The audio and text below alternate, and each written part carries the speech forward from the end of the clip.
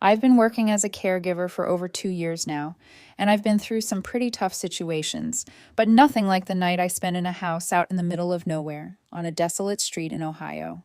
It was a night shift, and my patient was an elderly woman with dementia. She lived alone, but her kids paid for a caregiver to stay with her overnight since her condition worsened at that time of day. When I arrived, she was sitting in a rocking chair, staring out the window like she was waiting for someone. I knew this was common for people with dementia, so I just went about my routine, checking her vitals and making sure she was comfortable.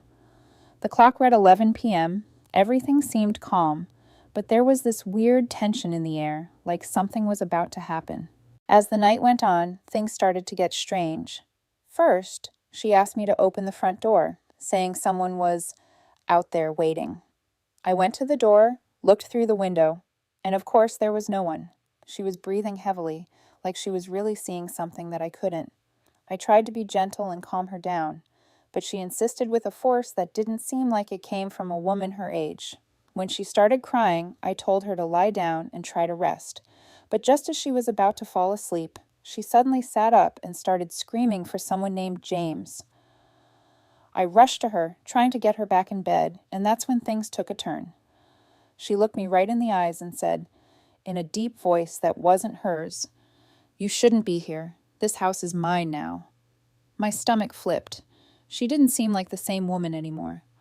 I tried to brush it off, thinking it was just the dementia talking, so I helped her back into bed and sat beside her, hoping she would finally drift off. But with each passing moment, the feeling of unease just kept growing. There was something in her eyes, something that didn't match the sweet, kind lady I knew. Every time I looked at her, it felt like she was seeing more than just my body. At 3 a.m., when I thought maybe things had calmed down, she got up again, but this time she didn't say a word. She walked into the kitchen, and I followed behind, my heart pounding. When I entered the room, I saw her standing by the knife drawer, holding something metal. What I saw froze me. She was holding a large knife and staring at me with wide eyes, like she knew exactly what she was doing. She wasn't the lady with dementia anymore. She was different. Dangerous. "I can't let you leave," she said, but her voice was off, almost like it belonged to someone else. She started walking slowly toward me, swinging the knife back and forth like she was in a trance. My heart raced, and a wave of panic hit me. I knew I had to act fast. I took a deep breath and tried to approach her calmly, speaking softly so I wouldn't scare her more. I told her I was there to help, but she wasn't listening. With every step she took, I took a step back. I was ready to run, but somewhere deep inside, I felt like that might make things worse if I moved too suddenly. That scene felt like something straight out of a nightmare. I was trapped in that house with a woman. Just a few hours ago, she was a quiet old lady, but now she seemed completely out of control. I knew that if I didn't do something, my life was in danger. My mind was racing, running through all the possibilities, when suddenly she stopped. I stood there, heart pounding, trying to make sense of what was happening. Then, in a movement as fast as the snap of a finger, she stepped forward, raised the knife, and stopped again. Time seemed to slow down. I saw her eyes, empty, almost like she wasn't there anymore, just possessed by something, by someone. I took a step back, my body reacting on instinct. I need to get out of here, I thought, more than ever. At that moment, the house felt even more bizarre.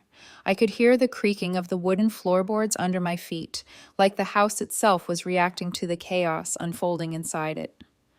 I looked toward the kitchen door, and a wave of relief washed over me. If I could get there, maybe I could escape. But before I could take a step, the old lady started laughing. It wasn't a normal laugh. It was a low, almost knowing laugh, like she knew everything was about to end. "You can't leave," she murmured, like it was a sentence, and in the same instant, she raised the knife again, this time with more force, like she was ready to strike. I felt fear take over me like never before. My body reacted before my mind. I turned and ran, not thinking, feeling my throat tighten and sweat dripping down my forehead. I ran through the house like I'd never run before, feeling my feet slide on the cold wooden floor. The panic was overwhelming. The lady was shouting after me, her voice distorted, echoing through every corner of the house. I kept glancing back, but I didn't dare stop, knowing that if I did, something worse might happen. I reached the kitchen door and tried to open it, but of course it was locked. Adrenaline pumped through my veins as I struggled to open the damn door. Every second felt like an eternity. Her laughter grew louder, more distorted, and that's when I realized I wasn't alone in the kitchen. There was something else there, something watching me, something that shouldn't have been there. When I finally managed to open the door, I saw something that completely shattered my sanity. A shadow moving on the wall, stretching and shrinking like a supernatural being keeping pace with my escape. My stomach twisted, and in panic, I bolted outside into the front yard. I didn't know where I was going, but I had to get out of there. I glanced back at the house one last time, hoping to find some sign that all of this was just a nightmare. But no, the old lady was at the window, eyes glazed, watching me from a distance, still holding the knife. She looked completely different from everything I knew. The feeling that I wasn't alone during those moments haunted me. With every step I took, the sound of footsteps behind me seemed to get closer. I looked to the side and, with a shiver running down my spine, saw that she was following me. But now she wasn't herself. She was just a shadow dragging through the house. I ran faster, not daring to look back, until I finally reached the street. I knew I couldn't go back. Nothing there was safe. I didn't know what to do, so I kept running down the street, not looking back, until a sense of relief finally washed over me. I was out of that house. I was safe, at least for now. But the feeling that something was wrong, something I couldn't explain, wouldn't let me rest. I knew I couldn't just leave and forget about it. When I got to the nearest police station and told them everything that happened, I was met with skeptical looks. They told me it might be work stress, that I was imagining things, but the look of horror on my face was impossible to ignore. They promised to check out the house, but warned me to be cautious. I knew there was something more, something not human. I didn't know what had taken control of that woman, but I couldn't ignore the signs that she was being controlled by something that wasn't hers. To this day, I wonder if what happened that night was real. Did I really see that shadow? Was the house truly haunted, or was it just my delirious mind? But one thing I know for sure. Since that night, I've never accepted another night shift in an isolated house. And although I never went back to see what happened to her, the memory of that knife and her eyes locked on the window stays with me. Something tells me it wasn't just the dementia making her act that way. And somehow I know that house still holds its secrets. And no matter how hard I try, I can't shake the feeling that if I had stayed any longer, I might never have gotten out of there. I've never been one for going to meetups or social events, but something in my head told me this high school reunion would be different. After being invited by an old friend, Rachel, I thought maybe it was a good chance to relive some of the old times. She was always one of the popular girls in school, and it seemed like her life had followed that glamorous path everyone expects. When I saw the invitation with her signature and the promise of a fancy event at a huge house, I really thought it would be a fun experience. So there I was, driving up to her place in one of the wealthiest areas of the city. The house was a massive mansion, like something out of a movie with lights glowing in the background and a huge entrance. When I arrived, something felt off right from the start. The house was perfect, but there was this weird vibe in the air I couldn't quite place. The sound of laughter and music seemed to be coming from inside, but something didn't feel right. As soon as I walked in, I was greeted by a few familiar faces, but with something different, an oddness, a forced smile here and there. The guests seemed to be talking about nothing, like they were keeping up meaningless, empty conversations. I felt out of place, but didn't want to be rude, so I kept greeting everyone with a smile. I looked around, but I couldn't spot Rachel anywhere, which made me feel a bit uneasy. The house was packed, but none of the faces really felt like hers. Something was wrong. I knew she lived there, but it felt like I was in a completely different place. And the strangest thing, no one was talking about the host. I couldn't stop searching for her, but she just wasn't there.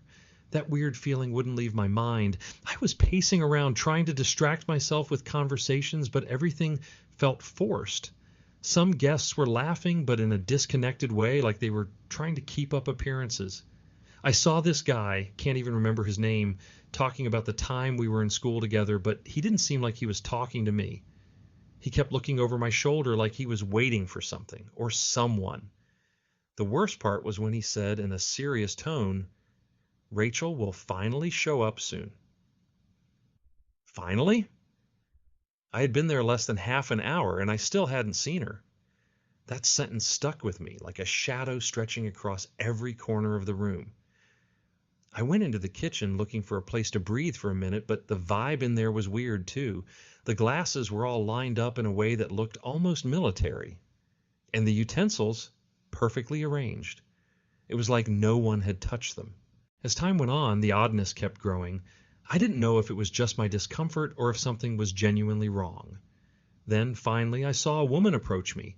She was tall, elegant, with short platinum blonde hair, but she wasn't Rachel. She smiled at me in an enigmatic way and in a casual tone, but with something strange behind it, she asked, "Are you having fun?" I tried to smile back, not sure how to respond. She seemed like a friend of Rachel's, maybe someone I didn't remember hanging out with.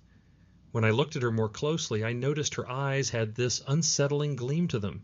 She didn't seem genuine. Something about her was off. "Rachel will be around soon. She always has the last word at parties," she said with a side smile, before walking away without explaining anything else. Those words didn't make sense, and the way she walked off, I felt like she was watching me from a distance, like she was waiting for something to happen. I was starting to feel like I was in a nightmare. I couldn't stop looking around as if something was about to happen. The conversation seemed more and more disconnected, and the laughter felt more forced. A woman, who I recognized as Mike's ex-girlfriend, the guy who always joked about everything, came up to me and said, "Have you noticed that everyone's waiting for something to happen?" I didn't know how to respond, so she kept talking, almost like she was forcing me to understand what was going on. "It's strange, isn't it? Rachel never takes this long. She likes to control everything. It's her way of keeping control." I tried to mask my nervousness, but my mind was racing. Why was everyone talking about Rachel like she was some kind of ghost? Like she was a distant memory, not the host of the party. In that moment, the atmosphere in the house seemed to grow thicker. I could swear the music sounded muffled, like it was coming from a far-off place. I needed to get out of there, but before I could take a step, the woman I had seen earlier, the platinum-haired one, appeared again, this time closer, and her smile widened in an unsettling way. She said, "You know, everyone here is exactly what they seem to be." Or maybe not. I didn't get the first part of her sentence, but the last part, sent a chill through me. She stared at me with an uncomfortable intensity, like she was waiting for me to say something, but I had no idea how to respond, so I slowly backed away, trying to act natural. But my heart was pounding. I decided it was time to leave. I didn't know what was going on there, but I felt like the situation was becoming more and more dangerous. Just as I turned to leave, a loud, authoritative voice echoed from the other end of the room, freezing me in place. "You're not leaving yet. You didn't understand the invitation," said a familiar voice. It was Rachel's voice. When I turned around, I saw Rachel, but she wasn't how I remembered her. She was different, colder, and her smile seemed exaggerated, like it was forced at all costs. I spun my head looking for any other familiar face, but everyone had their eyes glued to her, like they were waiting for some kind of sign. I didn't know what to do. My stomach was turning, and a feeling of panic started to take over. Rachel walked up to me, but her presence didn't bring the comfort I was expecting. She seemed off, like she had changed somehow in a way I couldn't explain. "I warned you," she said with a chilling calmness. "This isn't the kind of party you're expecting." Her words felt like a warning, but at the same time like a veiled threat. I swallowed hard, trying to understand what she meant, but before I could say anything, she added, "You're here because you're part of this, aren't you?" I couldn't make sense of what she meant by that, but my body was already in panic. I couldn't think straight. Why was she talking like that? Why was everyone looking at me as if I were part of something I didn't even know about? I looked around, trying to find an exit, and that's when I saw the other guests slowly moving toward me, like they had all started heading in a predetermined direction. They were all beginning to form a circle around me. My heart was racing, and I knew I needed to get out of there, but the doors were far away, and I had no way of reaching them. The feeling of claustrophobia was growing with every passing second. Rachel wasn't smiling anymore. Her eyes were fixed on me, cold and expressionless. "You don't get it, do you?" she asked again, now with a darker expression. "No one here is who they say they are. We're all connected in a way you can't see." And in that moment, a faint light flickered in the house, and I saw, for the first time, what was really happening. The light flickered again, and everything around me seemed to shift in the blink of an eye. I saw something I hadn't seen before. The faces of the guests started to distort in a grotesque way. No, it wasn't a physical change, but something in the air, in the atmosphere of the room, was making everything appear with a horrible clarity, as if suddenly the masks were falling. The smiles turned into empty expressions, and the eyes, once bright and alive, were lifeless, like doll eyes. I took a deep breath, trying to stay calm, but the air felt heavy, almost suffocating. I couldn't look at those faces anymore. That's when Rachel, with an even colder look, said, "You were never invited to a reunion. You've always been part of what we're doing here." I didn't understand, but at the same time, I already knew. I wasn't at a party anymore. I was in something darker, something that couldn't be explained. The house, the faces, everything felt like one big theater, and I no longer knew what role I was playing. That's when, finally, I understood. The platinum-haired woman, the meaningless conversations, the empty stares, it all made sense now. Rachel wasn't the host, and the host wasn't who she seemed to be. She was part of something much bigger and much older. Something that had infiltrated there, in those familiar faces, in the old friendships, and somehow I found myself trapped in it. I didn't know if it was a collective illusion or if something supernatural was really happening, but I had to get out. I couldn't think of anything else but to run. Suddenly, I was running, not looking back. I dashed through the mansion's dark hallways and, with a shove, managed to open one of the back doors. The fresh air hit me like a punch, and I collapsed onto the grass. I looked back, and the house seemed normal again. But the feeling that everything had changed, that nothing would ever be the same, stayed with me. I don't know what happened to the other guests or what became of that party. All I know is that since that day, I've never looked at a reunion the same way.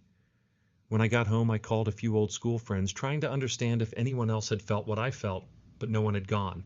And Rachel, well, she never showed up for anyone else. When I looked up her address, trying to understand what had happened, the house simply didn't exist anymore. I even passed that street several times, but the lot was empty. There was no trace of anything, like it had been erased, like nothing had ever happened there. But I knew it had happened. I could feel it. To this day, the feeling that something is still there, something I can't explain, has never left me. I've searched for more information, tried to find someone who knew something similar, but I've never found anything. And honestly, I'm not sure I want to. I don't know what I saw that night, but I can't forget it. And somehow I have the impression that the house, or whatever was there, is still watching me, waiting for me. Like it's just a matter of time before I meet them again. Please subscribe our YouTube channel.